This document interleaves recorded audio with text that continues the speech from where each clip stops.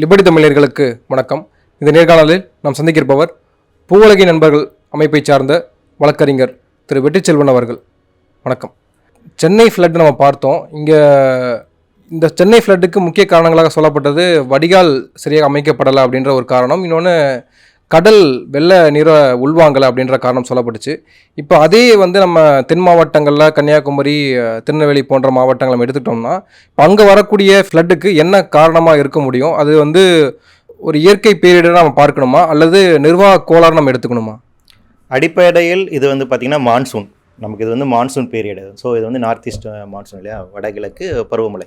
இந்த பருவமழை அப்படிங்கிறது நமக்கு பல ஆயிரம் வருடங்களாக இருக்கக்கூடியது விஷயம்தான். அதுக்கு நம்ம கடந்த ஒரு 5000 வருடங்களாக இந்த மழை மான்சூன் அப்படிங்கிறது நமக்கு இருந்துகிட்டே தான் இருக்குது. எப்போதும் இல்லாத அளவுக்கு இப்போ இந்த மான்சூனுடைய தன்மை மாறி இருக்குது. ஸோ இது கிளைமேட் சேஞ்சினுடைய இம்பேக்ட் அப்படிங்கிறது பொருத்தி பார்க்கணும். முதல்ல நம்ம அடிப்படையில் தெரிஞ்சிக்க வேண்டிய விஷயம் என்ன அப்படிங்கிறது தான். ஏன்னா இது நமக்கு மழை காலம் தான். இது நம்ம கார்காலம்னு சங்க இலக்கியங்களை சொல்லப்படுகின்ற விஷயம் தான். ஸோ குறைஞ்சபட்சம் ஒரு 3000 வருடங்களாச்சு இது குறித்தான அறிவு பதிவு அப்படிங்கிறது இருக்குது. ஆனால் எப்போதும் இல்லாத அளவுக்கு இப்போ என்ன ஆகிட்டு இருக்குன்னு பார்த்தீங்கன்னா, ஷார்ட் டேர்மில் அதிகப்படியான ரெயின்ஃபால் இருக்குது. அப்போ இந்த ரெயின்ஃபால் ஷார்ட் டேர்மில் அதிகப்படியான பெய்யுது. ஒரு வருஷத்துக்கு பெய்ய வேண்டிய மழை அப்படிங்கிறது 6 மணி நேரத்தில் பெஞ்சிருக்கு.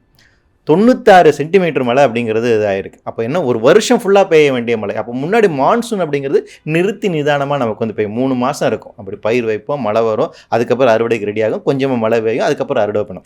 இந்த ஒரு சீக்வன்ஸ் இருக்குங்களா, இது இப்போ மாறி இருக்கு. பேசிக்காக புரிந்து கொள்ள வேண்டிய ஒரு விஷயம். சரி, இப்படி மாறி வருகின்ற இந்த புதிய காலநிலைக்கேற்ப நம்முடைய கட்டுமானங்கள் இருக்கா அப்படின்னு கேட்டிங்கன்னா நிச்சயமாக இல்லை. சென்னையாக இருந்தாலும் சரி, திருநெல்வேலியாக இருந்தாலும் சரி, பாளையங்கோட்டை, காயல்பட்டினம், எந்த மாவட்டம் இருந்தாலும் இதெல்லாம் அர்பன் ஆகிட்டே இருக்குது. அர்பனைசேஷன், நம்முடைய அர்பனைசேஷன் அப்படிங்கிறது நமக்கு 60களிலிருந்து ஆரம்பிக்கப்பட்டதான். 70 80களில் அதோட உச்சத்தை தொட்டு குளோபலைசேஷனுக்கு அப்புறம் வேற மாதிரி பெரிய அளவுக்கு அது போகுது. இந்த அர்பனைசேஷன் பொறுத்த வரைக்கும் முழுக்க நம்ம எல்லாமே கட்டிடங்கள், இன்ஃப்ராஸ்ட்ரக்சர் டெவலப்மெண்ட் தான் யோசிச்சோமே ஒழிய அவற்றை நீர்நிலைகளை போய் கட்டணும்னு நினைச்சோம். ஏன் அப்படின்னா 30 ஆண்டுகளுக்கு வரக்கூடிய ஒரு பேரிடரை எதிர்கொண்டு தான் நம்மளுடைய கட்டுமானங்களுக்கு 30 years ஒன் ஈவெண்ட் அப்படின்னா 30 வருஷத்துக்கு ஒரு வாட்டி வெள்ளம் வரும்பா. அப்போ அன்னைக்கு மட்டும் தான் நமக்கு பிரச்சனை. அப்போனால பரவாயில்ல, நீர்நிலை. இப்போ திருநெல்வேலி பஸ் ஸ்டாண்ட் அது புது ஸ்டாண்ட் பார்த்தீங்கன்னா நீர்நிலையில் கட்டப்பட்டது தான். சவுத்தில் இருக்கக்கூடிய எல்லாருமே அது மாட்டுத்தாவணி மதுரை பஸ் ஸ்டாண்டாக இருந்தாலும் சரி, திருநெல்வேலி பஸ் ஸ்டாண்டாக சரி, விருதுநகர் பஸ் ஸ்டாண்டாக இருந்தால் எல்லா புது பஸ் ஸ்டாண்டும் பார்த்தீங்கன்னா நீர்நிலையில் தான் கட்டப்பட்டிருக்கு. அப்போ அர்பனைசேஷன், நகர்மயமாக்கல் அப்படிங்கும்போது நமக்கு ஈஸியாக நிலம் எங்கே கிடைக்குது, இந்த சும்மா தானே கிடக்குது, இது பக்கத்தில் இன்னும் வடிகால் பகுதி சும்மா தானே இருக்குது, இதை மேம்படுத்துகின்ற ஒரு வேலை. அப்போது என்னென்னா பிளானிங் இல்லாமல் நான் கட்டின ஒரு விஷயம். அதனுடைய பாதிப்பு தான் சென்னையிலும் நம்ம பார்க்குறோம், தென் தமிழகத்திலையும் பார்க்குறோம். அப்போ பருவமழை அப்படிங்கிறது இன்னைக்கு மாறிட்டு இருக்கு. இந்த மாறி வருகின்ற புதிய சூழலுக்கு நம்முடைய கட்டுமானங்கள் இருக்குதா அப்படின்னு கேட்டீங்கன்னா இல்லை. இப்போ இந்த ஆண்டு இன்னொரு முக்கியமான பிரச்சனைனா, இது எல்லினோ ஆண்டு. லானினா முடிஞ்சு எல்லினோ வருது. எல்லினோ அப்படிங்கிறது இன்னும் நமக்கு அதிகப்படியான பிரச்சனையை உருவாக்கக்கூடியது. அதிகபட்சமான நமக்கான இந்த சிவியர் ரெயின்ஃபாலை உண்டாக்கக்கூடியது. இந்த எல்லினோ இந்தியாவை சுற்றி இருக்கக்கூடிய இந்திய பெருங்கடையில் இருக்கக்கூடிய இந்தியன் ஓஷன் டைஃபோல் எஃபெக்ட் இருக்குது. இது ரெண்டும் மிக்ஸ் ஆச்சு அப்படின்னா இது ரெண்டும் சேர்ந்து ரியாக்ட் ஆகும்போது அதிகப்படியான மழைப்பொழிவு இருக்குது. இப்போ இந்த இடத்துல பார்த்தீங்கன்னா சைக்ளோன் உருவாச்சு நமக்கு சென்னையில். அதுக்கான காரணம் ஒரு சைக்ளோன் உருவாகி மழை பெய்யுது. இப்போ இங்கேயும் பார்த்தீங்கன்னா சைக்ளோனிக் சர்க்குலேஷன் இருக்குது. அது நல்ல வேளை அது சைக்ளோனாக மாறல. ஆனால் ஒரு சைக்ளோனாக உருவாகுவதற்கான அந்த நிலையில் இருக்கு இல்லைங்களா, அந்த சைக்ளோனிக் சர்க்குலேஷனாக இருந்து மழை பெய்யுது. இதற்கான காரணம் என்னன்னு பார்த்தீங்கன்னா, கடலினுடைய வெப்பம் அதிகமாகிட்டு இருக்கு. மெரின் ஹீட் டெம்பரேச்சர் அப்படிங்கிற இன்க்ரீஸ் ஆகிட்டு இருக்கு. இந்தியன் ஓஷன் பயங்கரமாக ஹீட் ஆகிட்டு இருக்குது. அது குளோபல் வார்மிங் காரணமாக. அப்போ இந்தியன் ஓஷன் அதிகமாக ஹீட் ஆகிறதுனால அதிகப்படியான இந்த மாதிரி டிப்ரெஷன் உருவாகுவதற்கான ஒரு இடமாக அது இருக்குது. ஒரு புயலோ ஒரு மழை ஏதோ டிப்ரெஷன் உருவாகினா என்ன இருக்கணும், ஃபஸ்ட்டு தண்ணி சூடாக இருக்கணும், தண்ணியோட டெம்பரேச்சர் இருக்கணும். அது ஆவரேஜாக 26 டிகிரி செல்சியஸில் இருக்கணும். இப்போ அங்கே 28 டிகிரி செல்சியஸ் இருக்குது. அப்போ நீராவி அங்கே அதிகமாகிட்டே இருக்குது. அப்போ இந்த நீராவி இருக்கிறது மேலேருந்து ஒரு அழுத்தம் வரும்போது ஒரு டிப்ரெஷன் உருவாகுது. இதோட இந்த El Nino effect, Indian Ocean dipole effect, இது சேரும் போது அதிகப்படியான மழைப்பொழிவு நமக்கு கொட்டுது. ட்ராப்ல அந்த ட்ரெயின் ட்ராப்லெட்ஸ் கொண்டு மாறுது. அப்போ இந்த புதிய சூழல் இருக்குங்களா, இதற்கான கட்டமைப்பு வசதிகள் அப்படிங்கிற சுத்தமாக நம்மகிட்ட இல்லை. இது நாம் என்னென்னா இந்த புதிய விஷயங்களை ஆன்டிசிபேட் பண்ணணும் அப்படின்னு தான் சொல்கிறோம். நம்ம கடந்த காலங்களில் சொல்லிட்டு கூட விஷயங்கள் தான். ஐபிசிசியினுடைய அந்த 2018ஆம் ஆண்டு ஆய்வறிக்கை வந்ததிலிருந்து நம்ம சொல்லக்கூடியது இனிமேல் இப்படித்தான் இருக்கும். பேரிடருக்குள்ளாக இருப்பது தான் உங்களுடைய நார்மல்ஸாக இருக்குது. நியூ நார்மல்ஸி அப்படிங்கிறது இந்த அபோவ் நார்மல் தான். அப்போ ஒரு பேரிடர் வரணும், நாம் எதிர்கொள்ளுவோம், திருப்பி மீண்டு வருவோம், அடுத்த பேரிடர் வரும், திருப்பி எதிர்கொள்ள வேண்டும், மீண்டு எழ வேண்டும். அப்போ இந்த ரெசிலியன்ட் அப்படிங்கிற தன்மையை நாம் அதிகரிக்க வேண்டும். அதுதான் இதுக்கான ஒரு தீர்வு. அன்றாட வாழ்க்கையை நோக்கி ஓடிக்கொண்டிருக்கக்கூடிய மக்கள் கிட்ட காலநிலை மாற்றத்தை பற்றி விழிப்புணர்வு ஏற்படுத்தக்கூடிய தன்மை இங்கே இருக்கான்ற ஒரு கேள்வி இருக்கு இல்லையா, அதை எப்படி பார்க்கறது? இல்லை அன்றாட மக்கள் அவங்க சொல்கிற மாதிரி தான். ஏன்னா டெய்லி அவங்களுக்கு பால் பாக்கெட் வாங்கணும், ஸ்கூலுக்கு கொண்டு போகணும், அதான் அத்தியாவசியமான பிரச்சனை. இன்றைக்கி செலவுக்கு என்கிட்ட 5 ரூபா இருக்கா, 10 ரூபா இருக்கா, சாப்பாடு வெளி இருக்கா அப்படின்னு தான் இருக்கும். வெயில் அடிக்கும், மழை பெய்யும், புயல் அப்படிங்கிற அந்த அந்த அந்த பிரச்சனைபூர்வமாக யோசிக்கிற இடத்துல அவங்க ஸ்ட்ரெஸ்ஃபுல்லான லைஃப்பில் இருக்காங்க. ஆனால் என்னென்னா அந்த லைஃப்பை, அந்த லைஃப் ஸ்டைலை கிளைமேட் சேஞ்ச் இன்னும் இன்டியூஸ் பண்ணும். கிளைமேட்டிக் ஸ்ட்ரெஸ்ன்னு சொல்கிறாங்க. அவங்களோட வாழ்வில் சாதாரண விளிம்புநிலை மக்கள் தான் அது அதிகமாக பாதிப்புக்குள்ளாகும். அவங்களுக்கு இதை பற்றி புரிதல் அதிகமாக இல்லாமல் இருக்கலாம். ஆனால் ஒரு விவசாயி ஏதோ மாறுதுன்னு அவருக்கு தெரியுது, மீனவருக்கு அது தெரியுது, ஏதோ இங்கே ஒரு பிரச்சனை இருக்குது. ஏன்னா அவருடைய நேரம் அது சார்ந்தா இருக்காங்க. அப்போ அவங்களோட வாழ்வாதாரம் நேரடியாக பாதிப்புள்ளாக இருக்கிறாங்க. முன்னாடி மாதிரி அதிகமாக பூச்சி வர்றதில்ல, முன்னாடி மாதிரி அதிகமாக செடி வளரல, முன்னாடியே பூ பூத்துருது, அறுவடைக்கு எதுவும் ரெடி ஆகலை, அதிகம் மழை வந்தாலும் விவசாயிக்கு பிரச்சனை, மழை வரணும்னாலும் பிரச்சனை இல்லைங்களா. அப்போ எல்லாமே அவருக்கு இதாகுது. அப்போ வாழ்வியல் சார்ந்து இருக்கக்கூடிய அவங்க டேரெக்டாக இந்த climate change, global warming, greenhouse கேஸஸ்லாம் சொல்ல மாட்டாங்க. ஆனால் இது நம்ம சுற்றி எதை மாற்றம் நடக்குது, அது ஒரு பிரச்சனை உண்டாக்குது. குளிர்காலத்தில் ஏன் அதிகமான பேர் இறந்து போகிறாங்க, அதிகமாக ஹீட் இருந்து ஒரு பீரியட் டக்குன்னு மாறும்போது. அப்போ இந்த கார்காலத்தில் இருக்கக்கூடிய இந்த இடத்துல இந்த குளிர்காலம் அப்படிங்கிறது வேறு மாதிரி ரியாக்ட் பண்ணுது அப்படின்னு அனுபவ ரீதியாக புரிந்து கொள்ள வேண்டாம். நீங்கள் சொல்லக்கூடிய இந்த டெர்மினாலஜிஸ் அவங்களுக்கு தெரியாமல் இருக்கலாம், ஆனால் அவங்களுக்குள்ளான பாதிப்பு இருக்குது. ஆனால் அரசு இதை முன்கூட்டியே அவதானித்திருக்கணும். அவங்களுக்கு இந்த புரிதல் இருக்குது. ஏன்னா இந்தியா சைன் பண்ணியிருக்கு 1992 காலநிலை மாற்றத்துக்கான ஒப்பந்தம் நம்ம சைன் பண்ணிட்டோம். 2015 பாரிஸ் அக்ரிமெண்ட் நம்ம சைன் பண்ணியிருக்கோம். நமக்கான கிளைமேட் ஆக்ஷன் பிளான் இருக்குது. அப்போ காலநிலை மாற்ற துறையினும் நம்ம புதுசாக வச்சுருக்கோம். அப்போ நாம் ஆன்டிசிபேட் பண்ணலன்னு நம்ம சொல்ல முடியாது. அப்போ மக்களை இந்த வாழ்வியல் சார்ந்து இருக்கக்கூடிய இந்த புதிய நிலைக்கு எப்படி தயார்படுத்துவது, அவர்களை நம்ம எப்படி பண்ணணும். அப்போ ஐக்கிய நாடுகள் சொல்கிறாங்க மிட்டிகேட்டிவ் ஸ்டெப்ஸ் எடுக்கணும். மக்களோட பாதிப்பை குறைப்பதற்கான நடவடிக்கை நம்ம மேற்கொள்ளணும். அதுக்கான இன்ஃப்ராஸ்ட்ரக்சர்ஸ் நீங்கள் அவங்களுக்கு கொடுக்கணும், அவங்களுக்கு ஏனி வார்னிங் சிஸ்டம் கொடுக்கணும், அவங்களுக்கு ஆல்டர்னேட்டிவ் கொடுக்கணும். இப்போ ஏன் இந்த மழை வெயிலும் ஒருத்தர் போய் வெளியே போய் வேலை செய்ய நினைக்கிறார், ஏன்னா வருவாய் அதை நம்பி தான் இருக்குது. அப்போ இந்த காலகட்டத்தில் அவங்களுக்கு எப்படி நம்ம காம்பன்சேட் பண்ண போகிறோம், வெளியே எங்கேயும் போகாதீங்க, உங்களுக்கு நாங்கள் காம்பன்சேட் கொடுக்குறோம், வேலைக்கு உத்தரவாதம் இருக்குது, உங்களுக்கான சாப்பாடு உத்தரவாதம் இருக்குது, உங்களுக்கான தண்ணீருக்கான உத்தரவாதம் இருக்குது, உங்களுக்கு பாலுக்கான உத்தரவாதம் இருக்குன்னா அவங்களுக்கு அந்த பிரச்சனை வெளியே வருவாங்க. அப்போ அன்றாட தேவைகளை பேரிடர் காலத்தில் நாம் எப்படி அவர்களுக்கு கொண்டு போய் சேர்ப்பது, அதை எப்படி உறுதி செய்வது அப்படிங்கிற அரசனுடைய இருக்கும். அப்போ அது செய்தோம் அப்படின்னா மக்களுக்கு இது நிச்சயமாக அவங்க இதை எதிர்கொள்வதற்கு தயாராவாங்க. சென்னை போன்ற ஒரு மாநகரத்தை நம்ம புரிஞ்சுக்க முடியுது. இங்கே மக்கள் தொகை அதிகரிப்பில் இருக்குது, ஒரு குறிப்பிட்ட ஒரு சிறு இடத்துல அதிகப்படியான மக்கள் வாழ்கிறாங்க அப்படின்ற நம்ம எடுத்துக்கிறோம். ஆனால் திருநெல்வேலி போன்ற, தூத்துக்குடி போன்ற மாவட்டங்களில் மக்கள் தொகை அந்த அளவுக்கு இல்லைனாலும் கூட அங்கே ஒரு பரந்தப்பட்ட ஒரு மக்கள் தான் இருக்காங்க. அங்கே வாழ்கிற சூழ்நிலை அருமையாக தான் இருக்குது. ஆனால் ஏன் மழை வெள்ளம் இப்போ இந்த அளவுக்கு ஏன் தடுக்க முடியலன்ற ஒரு காரணம் இருக்குல்லையா, அதை எப்படி பார்க்குறீங்க? எப்படி சென்னை ஒரு அன்பிளான்ட் எக்ஸ்பேன்ஷன் சந்திச்சதோ அதே போல தான் பிற மாவட்டங்களில் இருக்கக்கூடிய நகர்மைவாதங்கிறது ரொம்ப அன்பிளான்டாக தான் இருக்குது. ஒரு ப்ராப்பரான பிளான்டு சிட்டி அப்படிங்கிறது நம்ம சொல்ல முடியாது, பிளான்டு டவுன் அப்படின்னு நம்ம சொல்ல முடியாது. ஒரு திருநெல்வேலி ரொம்ப அழகாக திட்டமிட்ட பண்ணுவாங்க. திருநெல்வேலி ஒரு ஹிஸ்டாரிக்கலான இருக்கக்கூடிய பிளேஸ். ஆனால் புதுசாக அது டெவலப் ஆகுது, ஒரு பிளான்டாக டெவலப் ஆச்சான்னு கேட்டிங்கன்னா கிடையாது. நம்ம நீர்நிலைகளை அழித்து தான் அதை டெவலப் பண்ணக்கூடாது. அது மோஸ்ட் ஆஃப் தி தமிழ்நாட்டில் இருக்கக்கூடிய எல்லா அர்பனைஸ்டு டவுனில் இருக்கக்கூடிய முக்கியமான பிரச்சனைனா எல்லாமே அன்பிளான்டாக இருக்கக்கூடியது. அதே மாதிரி எல்லாமே ஏதோ ஒரு சூழலை அழித்து அல்லது வெறும் டெக்னோக்ராட்டிக் அப்ரோச்சில் கட்டப்பட்டு தான். இங்கே நமக்கு ஒரு மேம்பாலம் வேணும்ப்பா, கார் வேகமாக போகணும், மேம்பாலம் வேணும், இங்கே ஒரு கட்டிடம் வேணும்ப்பா, இங்கே ஒரு மால் வேணும்ப்பா, இதுதான் நம்மளுடைய கன்சிடரேஷனாக இருந்துச்சே ஒழிய ஒரு நகரம் இருந்தால் தண்ணி உள்ளே வெளியே போகணும், கழிவு வெளியே போகணும். அப்போ இந்த ட்ரைனேஜ் சிஸ்டம் அப்படிங்கிறது வாட்டர் மேனேஜ்மெண்ட் சிஸ்டம் ப்ராப்பராக இருக்கணும். நம்ம கீழடியே பெருமையாக சொல்கிறோம், இண்டஸ் வேலி சிவிலைசேஷனை பெருமையாக சொல்கிறோம். இண்டஸ் வேலி சிவிலைசேஷன் கீழடிக்கும் சம்மந்தம் இருக்குன்னா அதில் கண்டுபிடிக்க வேண்டிய முக்கியமானது என்ன, அந்த பைப்லைன், சுடுமணலால் செய்யப்பட்டக்கூடிய அந்த பைப்லைன் ரொம்ப முக்கியமான. இண்டஸ் வேலி சிவிலைசேஷன் ஏன் ரொம்ப சுப்பீரான ஒரு சிவிலைசேஷன் பார்த்தீங்கன்னா அவங்க நீர்மலையில் அவர் சிறந்திருந்தாங்க. ஆற்று நீரை எப்படி நகரத்துக்குள்ளே கொண்டு வெளியேற்றுவதுங்கிற மேனேஜ்மெண்ட் இருந்துச்சு, கழிவு நீரை எப்படி அகற்றுங்கிற மேனேஜ்மெண்ட். அப்போ இது ரெண்டுமே முக்கியம். எந்த ஒரு கிராமத்திலேயாச்சும் உள்ள தண்ணி மூழ்கிடுச்சுன்னு கேள்விப்பட்டிருக்கோமா? இந்த மாதிரி மழை வெள்ளத்தினால டேம் அதிகமாகி ரைஸ் ஆகி அப்படி மூழ்கின கிராமங்கள் இருக்குது. ஆனால் மழை வெள்ளத்தினால ஏன் அப்படின்னா அவங்க வாட்டர் மேனேஜ்மெண்ட் இருக்குது. ஒரு தண்ணீர் வெளியே போவதற்கும் கழிவு நீரை அகற்றுவதற்கும் தண்ணீர் உள்ளே போவதற்கான மேனேஜ்மெண்ட் இருக்குது. ஏன் நகரத்தில் இது இல்லை? அப்போ நம்ம பிளானிங்கில் இது எக்ஸிக்யூட் பண்ண நம்ம தவறிட்டோம். அன்பிளான்டாக நம்மளுடைய அர்பனைசேஷன் இருக்குது, அதனுடைய விளைவு தான். அப்போ ஒட்டுமொத்தமாக தமிழகத்தினுடைய அர்பனைசேஷன் அப்படிங்கிறது டெக்னோக்ராட்டிக் அப்ரோச்சில் இருந்ததனுடைய விளைவு. வெறும் இண்டஸ்ட்ரி சார்ந்திருக்கக்கூடிய கட்டுமானங்கள், அதுக்கான இன்ஃப்ராஸ்ட்ரக்சர் நம்ம யோசித்தனுடைய பிரச்சனை இது. அதே அப்போ நீர்நிலைகளையும் பாதுகாத்து கொண்டு அதுக்கான வடிபாடு பகுதியிலும் பாதுகாத்து கொண்டு அந்த எக்கோசென்ட்ரிக் அப்ரோச் அந்த இடத்துல இருந்துச்சான்னு கேட்டிங்கன்னா இல்லை. சூழலை கருத்தில் கொள்ளாமல் கண்மூடித்தனமாக கட்டப்பட்ட வெறும் இண்டஸ்ட்ரி சார்ந்திருக்கக்கூடிய கட்டுமானங்கள் கொண்டு வந்ததனுடைய விளைவு தான் இதுன்னு பார்க்கணும். நீங்கள் கட்டுமானம் அதிகரிக்கப்பட்டிருக்கு, அன்பிளான்டு சிட்டி நீங்கள் சொல்கிறீங்க. ஆனால் இதில் கட்சிகள் இரு கட்சிகளையுமே திமுகவும் அதிமுகவும் சரி பாஜகவும் சரி மாறி மாறி தங்களுடைய குற்றச்சாட்டுகள் முன் வச்சுக்கிறாங்க. இதில் குறிப்பாக இப்போது மாநில அரசாக இருக்கக்கூடிய திமுக அரசாங்கம் செய்யக்கூடிய சில விஷயங்களை இவங்க கிரிட்டிசைஸ் பண்ணுறதா இருக்கட்டும், அதிமுக கிரிட்டிசைஸ் பண்ணி அவங்க பண்ணுறது, மாநில பேரிடர் மீட்பு குழு தூங்கிட்டு இருக்கு, ஒன்றும் பண்ணலை, முதலமைச்சர் நேரில் போகலை அப்படின்ற விமர்சனங்களை நம்ம எப்படி எடுத்துக்கிறது? அது வந்து என்னென்னா டிசாஸ்டர் மேனேஜ்மெண்ட் நம்ம எப்படி புரிஞ்சிருக்கோங்கிறது தான். இந்த அரசியல் அப்பாற்பட்டு அடிப்படையில் ஒரு பேரிடர் மேலாண்மை அப்படிங்கிறது என்ன, டிசாஸ்டர் மேனேஜ்மெண்ட்டு. இப்போ என்னிடம் ஒரு கேள்வி இருக்குது, எதுக்கு நம்ம இன்னும் வருவாய்த்துறையோட டிசாஸ்டர் மேனேஜ்மெண்ட்டை வச்சுருக்கோம்? அது என்ன லாஜிக்கு அப்படிங்கிறது இருக்குது. இது நாள் வரைக்கும் எனக்கு வந்து தெரியல. அது என்ன ப்ராப்பரான விளக்கம் இருந்தால் நான் எதுக்கு தயாராக இருக்கேன். ஆனால் வருவாய்த்துறையோடு வந்து நாம் ஏன் டிசாஸ்டர் பண்ணுறோம்? வருவாய்த்துறை அதிகாரி வந்துட்டு டிசாஸ்டர் எப்படி மேனேஜ் பண்ணுவார்? அவருக்கான அதில் என்ன ட்ரைனிங் இருக்குது, அதுக்கான எப்படி கெப்பாசிட்டி இல்லை, அது என்ன லாஜிக் அப்படிங்கிறது தெரியல. ஒருவேளை இவங்ககிட்ட தான் லேண்ட் மேப்பிங் சர்வேலாம் இவங்க தான் பண்ணுறாங்க, அதனால் வச்சிருக்காங்களா அப்படிங்கிறது எனக்கு வந்து தெரியல. நீங்கள் வந்து அப்போ ஃபண்டு வந்து எப்படி அலாட் பண்ணால், வருவாய்த்துறைக்குன்னு அலாட் பண்ணுது, அதுலேருந்து ஒரு பகுதி டிசாஸ்டர் மேனேஜ்மெண்ட் போகுது.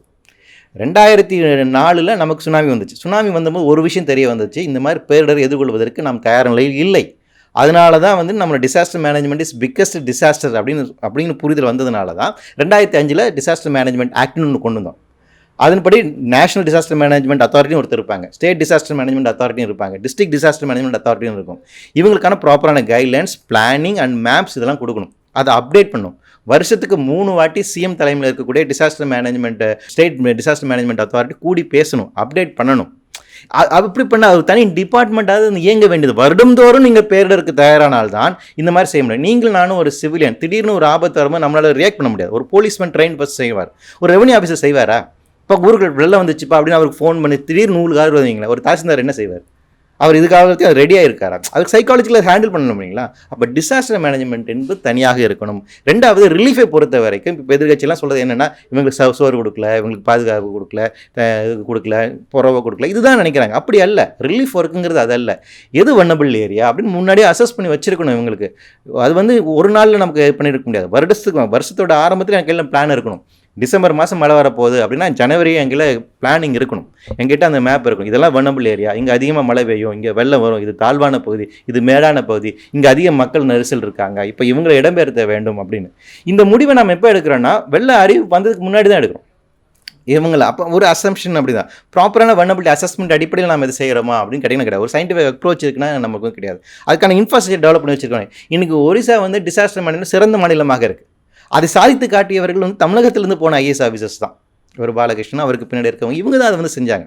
அது ஒரு காலத்தில் ஒடிசா அப்படிங்கிறது டிசாஸ்டருக்கு பேர் போனது. கடுமையான வெள்ளம் இது தொடர்ச்சியாக சந்திப்பாங்க. ஆனால் இன்றைக்கி டிசாஸ்டர் மேனேஜ்மெண்ட் அவ்வளோ அழகாக செய்கிறாங்க. ஒரு உயிர் கூட போகாத அளவுக்கு அவங்க பார்த்துக்கிறாங்க.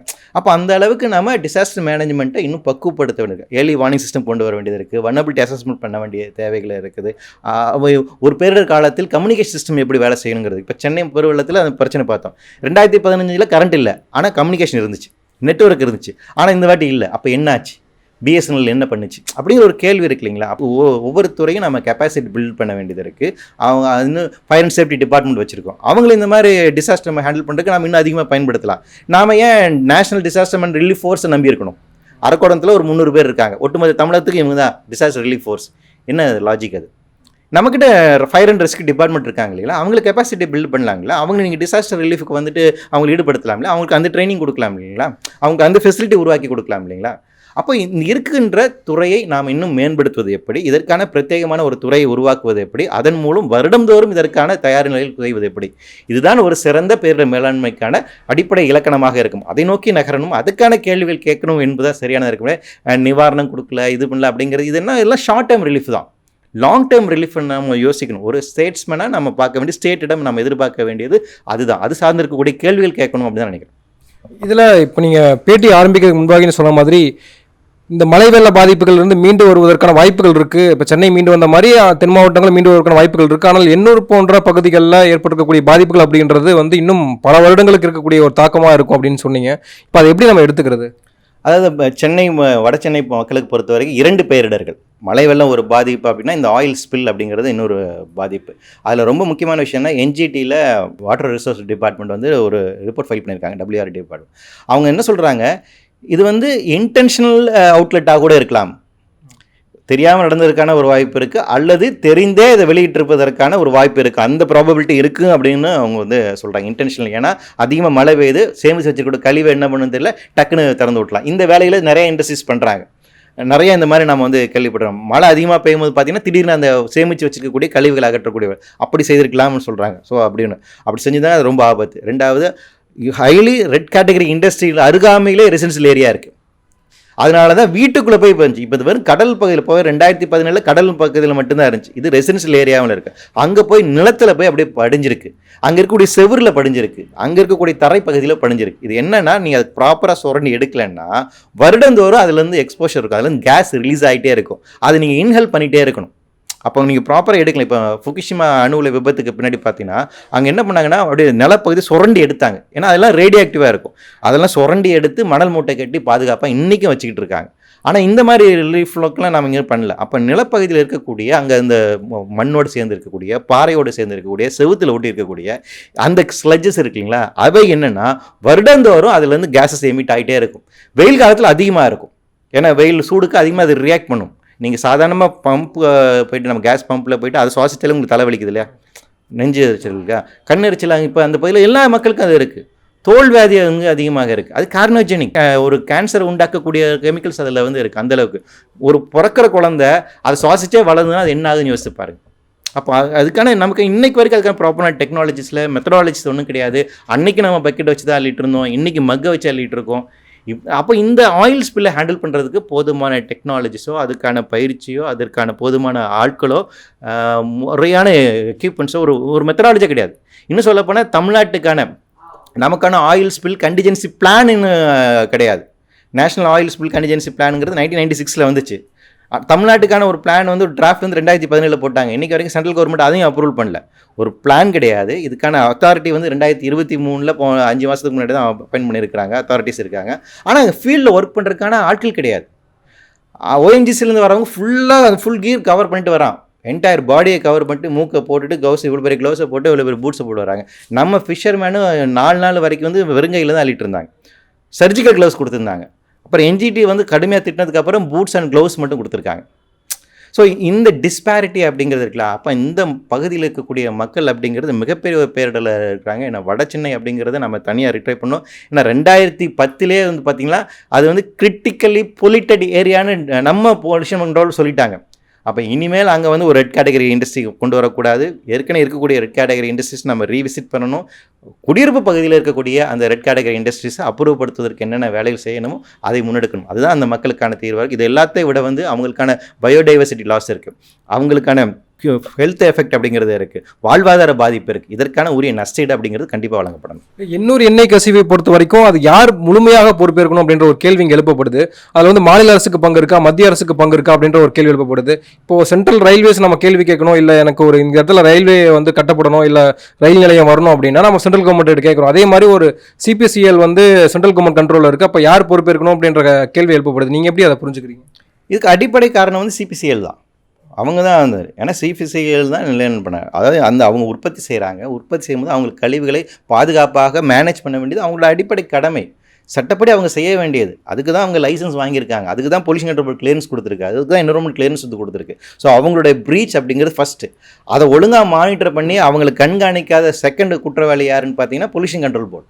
ரெண்டாவது இருக்கக்கூடியது அதுதான். ஏன்னா பொல்யூஷன் கண்ட்ரோல் போர்டு ஆரம்பத்தில் அவங்க பண்ண மோசமானது பார்த்தீங்கன்னா அவங்க ஃபைல் பண்ண ரிப்போர்ட் வந்து என்ன சொல்கிறாங்க, சில ஸ்லட்ஜஸ் ஆஃப் ஆயில் ட்ரேசஸ் அப்படிங்கிறது வச்சுனாங்க. ட்ரேசஸ் ஆஃப் ஆயில் அங்கே கொஞ்சம் கொஞ்சமாக என்ன அங்கே கொஞ்சம் கொட்டி கிடந்துச்சு அப்படின்னாங்க. எவ்வளோ பெரிய அபத்தம் வந்துட்டு, அவ்வளோ 5 கிலோமீட்டர் ரேடியஸ் அளவுக்கு வந்துட்டு என்ன பரவி இருக்குது, என்ன ஸ்லட்ஜஸ் பரவி இருக்குன்னு வாட்டர் ரிசோர்ஸ் டிபார்ட்மெண்ட் சொல்லுது. தமிழக அரசாங்கத்தில் ஒரு டிபார்ட்மெண்ட் அப்படி சொல்கிறாங்க.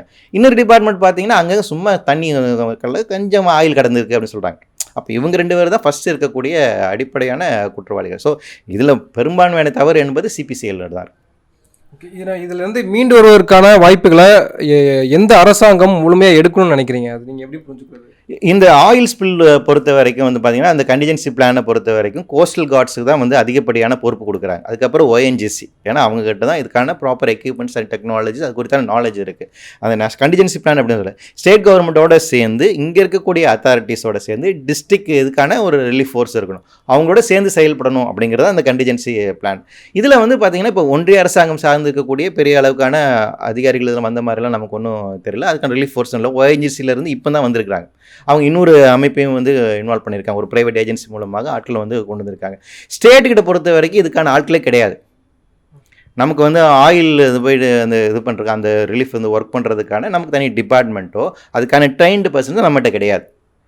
நம்ம இது போல் அதனால தான் ஃபிஷர்மேனை வந்து என்ன பண்ணுறாங்க, டெய்லி வேஜஸ் கொடுத்து அவங்கள என்கேஜ் பண்ணுறாங்க. தினக்கூலி கொடுக்குறேன்ப்பா 750 ரூபா கொடுக்குறோம், நீ மாநில பேர்ல அரசாங்கம் பண்ணுது. மாநில அரசாங்கம் அது பண்ணுறாங்க. அதான் பண்ணுறாங்க. மாநில அரசாங்கத்தோட அதிகாரி யாரும் டேரெக்டாங்க இதில் நேரடியாக கலப்பணியில் போயிட்டு இருக்கலாம். ஓஎன்ஜிசி அது சார்ந்திருக்கக்கூடிய நபர் இருக்காங்க, அதுக்கப்புறம் ஃபிஷர்மேன் தான் இருக்காங்க. அப்போ மாநில அரசாங்கத்துக்கு இதுக்கான வெல் ட்ரெயின்டு பர்சன்ஸே கிடையாது. அதுக்கான ஒரு இதுவே யோசனையே நம்மகிட்ட வந்து கிடையாது. இதுக்கெல்லாம் எதிர்பார்க்காத. அது என்னென்னா இந்தியாவில் மிகப்பெரிய ஒரு அவலன்னா ஒவ்வொரு பேரிடர்லேருந்து தான் நம்ம வந்துட்டு நிறைய விஷயங்கள் கற்றுக்குறோம். போபால் விஷவாயு வந்துச்சு. விஷவாய்க்கு பின்னாடி தான் இந்தியாவில் சுற்றுச்சூழல் பாதுகாப்பு சட்டம் வந்துச்சு. அது வரைக்கும் நம்ம யோசிக்கல. அது வரைக்கும் நம்ம இண்டஸ்ட்ரியல் ஆக்சிடென்ட்டை பற்றி யோசிக்கல. அதுக்கு வரைக்கும் மக்களுக்கு இதில் காம்பன்சேஷன் எப்படி கொடுக்கணும்னு யோசிக்கல. அதனால தான் 1999 வந்து பார்த்தீங்கன்னா பப்ளிக் லையபிலிட்டி ஆக்ட்னு கொண்டு வந்தோம். 2004 சுனாமி வந்ததுக்கப்புறம் தான் டிசாஸ்டர் மேனேஜ்மெண்ட் ஆக்ட். இப்போ இந்த 2 எண்ணெய் கசிவுக்கு பின்பாக அதுக்கு பின்னாடி தான் இதுக்கு நம்ம சட்டம், இதுக்கான அதிகார அமைப்புகள் அப்படிங்கிறது நம்ம உருவாக்கணும். இது என்னன்னா தலைகளாக பண்ணிகிட்டு இருக்கோம். ஒரு இண்டஸ்ட்ரி வருதுன்னா அந்த இண்டஸ்ட்ரி என்ன மாதிரி பிரச்சனை உண்டாக்கக்கூடும், அதில் பாதிப்புகள் என்ன உண்டாக்கக்கூடும், அதை நாம் தடுப்பதற்கு என்ன அமைப்புகள் வேண்டும், அதற்கான என்ன எக்யூப்மெண்ட்ஸ் வேணும், அதை எப்படி உறுதி செய்வோம், அதான் என்விரான்மெண்ட் மேனேஜ்மெண்ட் பிளான். அது ரெடி பண்ணி அதுக்கான அமைப்புகளை உருவாக்கி அதுக்கப்புறம் அந்த இண்டஸ்ட்ரி செயல்பட விடணும். இங்கே என்னென்னா நம்ம இண்டஸ்ட்ரி செயல்பட விடுறோம், அதை பொல்யூட் பண்ண விடுறோம். அப்புறமா நம்ம பிரச்சனை வந்ததுக்கப்புறம் ஐயோ இது பொல்யூட் ஆயிடுச்சே அப்படின்னு இது தடுப்பதுக்கு என்ன பண்ணுவோம், பொண்ணு பிரச்சனை புதிய சட்டம் கொண்டு வருவோம், புதிய அதிகார அமைப்பு கொண்டு வருவோம். அதுக்குள்ளே மக்களுடைய பாதிப்பு என்பதை நம்ம கடந்து போயிடும். இதில் முக்கியமாக இப்போது ஒன்றிய அரசு ஏன் மௌனமாக இருக்குது அப்படின்ற ஒரு கேள்வி எழுப்புறாங்க. அதில் வந்து இப்போது நீட் உள்ளிட்ட விவகாரங்களில் இல்லை எஜுகேஷன் சிஸ்டம் போன்ற விவகாரங்களில் லாங்குவேஜ் போன்ற விவகாரங்களில் தலையிடக்கூடிய ஒன்றிய அரசு ஏன் இதில் வந்து ஏன் இன்சிஸ்ட் பண்ணலை, இதில் ஏன் வந்து அவங்க வந்து ஒரு காரணம் சொல்லலை, அவங்க விளக்கம் கொடுக்கலன்ற ஒரு கேள்வி எழுப்பப்படுது. அப்போ அது எப்படி நம்ம அந்த மௌனத்தை எப்படி நம்ம எடுத்துக்கிறது? ஒன்றிய அரசை பொறுத்த வரைக்கும் அவங்க வந்து கண்மூடித்தனமான இயற்கை வள சுரண்டல் அப்படிங்கிறதான் இருக்காங்க. சுற்றுச்சூழல் பாதுகாப்பு இப்போ இந்த இதில் பொறுத்த வரைக்கும் முன்னாடி வந்துட்டு இந்த டேமேஜ் பண்ணியிருக்காங்களா இவங்க மேலே வந்து கிரிமினல் ஆக்ஷன் எடுக்கலாம், என்விரான்மெண்ட் ப்ரொடெக்ஷன் ஆக்டில் இருக்குது. இப்போ வந்து இந்த தற்போது இருக்கக்கூடிய இவங்க அமெண்ட்மெண்ட் கொண்டு வந்து ஒன்றிய அரசு என்ன பண்ணிட்டாங்கன்னு பார்த்தீங்கன்னா இந்த மாதிரி சுற்றுச்சூழல் சார்ந்து இருக்கக்கூடிய பிரச்சனைகள், இது சார்ந்து இருக்கக்கூடிய வழக்குகள் இதிலெல்லாம் வந்துட்டு அவங்களுக்கு பீனல் ப்ரொவிஷன் கிடையாது. குற்றவியல் சார்ந்து இருக்கக்கூடிய தண்டனை கொடுக்க முடியாது, வெறும் ஃபைன் மட்டும்தான் அப்படிங்கிற மாதிரி மாற்றிட்டாங்க. அது வாட்டர் ஆக்ட், ஏர் act, environment protection act, public liability act எல்லாம் அமெண்ட்மெண்ட் கொண்டு வந்து என்ன பண்ணிட்டாங்க, சுற்றுச்சூழல் சார்ந்து இருக்கக்கூடிய குற்றங்களுக்கு இனிமேல் ஃபைன் மட்டும் கட்டினா போதும், சிறை தண்டனை கிடையாதுன்ட்டாங்க. ஒன்றிய அரசுடைய நிலைமை அப்படி தான் இருக்குது. அவங்க என்ன நினைக்கிறாங்கன்னு பார்த்தீங்கன்னா இங்கே இயற்கை காடுகளுக்கு ஃபாரஸ்ட் கன்சர்வேஷன் ஆக்டில் அமெண்ட்மெண்ட் கொண்டு வந்தாங்க. காட்டுக்குள்ளே இருக்கக்கூடிய இயற்கை வளங்களை எடுத்து வியாபாரம் பண்ணலாம், காடுகளை அழிச்சிடலாம். அதுக்கு பதிலாக வந்து ப்ரைவேட் லேண்டில் காடுகளை வளர்ப்போம். அப்போ சுற்றுச்சூழலை பாதுகாப்பது குறித்தான எந்த விதமான ஒரு பிரச்சனை அப்படிங்கிறது இல்லை. இது இன்றைக்கி நேற்று நடக்கல. 2014 நீங்கள் சொன்னீங்க இல்லையா அந்த நீட் இதெல்லாம் வந்துச்சு, அடிப்படை நியூ எஜுகேஷன் பாலிசி. அதுக்கு டிஎஸ்ஆர் சுப்பிரமணியன் தலைமையில் தான் ஒன்று வந்தாங்க. அதே டிஎஸ்ஆர் சுப்பிரமணியனோட தலைமையில் இன்னொரு கமிட்டியும் ஃபார்ம் பண்ணாங்க. இந்தியாவில் இருக்கக்கூடிய சுற்றுச்சூழல் பாதுகாப்பு சட்டங்களை எப்படி மாற்றி அமைக்கணும், அது எப்படி கார்ப்பரேட் ஃப்ரெண்ட்லியாக கொண்டு வரணும்னு 2014 அமைச்சாங்க. 2014 3 மாதத்துக்குள்ளே அவர் ரிப்போர்ட் ஒன்று கொடுத்தாரு. அந்த ரிப்போர்ட் பார்லிமெண்ட்டில் வச்சாங்க, கடுமையாக எதிர்க்கப்பட்டது. அதனால் இதை நாங்கள் நிறைவேற்ற மாட்டோம்னு சொல்லிட்டாங்க. ஆனால் அதில் என்னென்ன சொன்னாங்களோ அதெல்லாம் வச்சு 2020 EAI 2020 டிராஃப்ட் கொண்டு வந்தாங்க. அதுக்கப்புறம் ஃபாரஸ்ட் கன்சர்வேஷன் ஆக்டில் அமெண்ட்மெண்ட் கொண்டு வந்தாங்க. பயோடைவர்சிட்டி ஆக்டில் தலைகளாக மாற்றிட்டாங்க. இன்றைக்கி அவர் என்ன சொன்னாரோ அதை எல்லாத்தையுமே சட்டமாக மாற்றிட்டாங்க. ஒன்றிய அரசு சார்ந்திருக்கக்கூடிய கலாச்சாரம் சார்ந்திருக்கக்கூடிய பொருளாதாரம் சார்ந்திருக்கு நாம் அதிகமாக பேசுகிறோம். ஆனால் சுற்றுச்சூழல் சார்ந்திருக்கக்கூடிய அவங்களோட முன்னெடுப்புகள் இருக்குங்களா, அது ரொம்ப ரொம்ப ஆபத்தானது. இந்தியாவில் கூட எல்லா சுற்றுச்சூழல் சட்டங்களையும் தலைகளாக மாற்றிட்டாங்க. அதனால் அவங்களுக்கு இந்த இண்டஸ்ட்ரி இப்படி பொல்யூட் பண்ணுது, இந்த இடத்துல இப்படி மக்கள் செத்து போகிறாங்க அப்படிங்கிறதுலாம் அவங்களுக்கு ஒரு கவலையே இல்லை. ஏன்னா இந்தியாவுக்கும் அதை நடத்தி பண்ணிகிட்டு இருக்காங்க. அவங்களுக்கு அது பிரச்சனையாகவே இல்லை.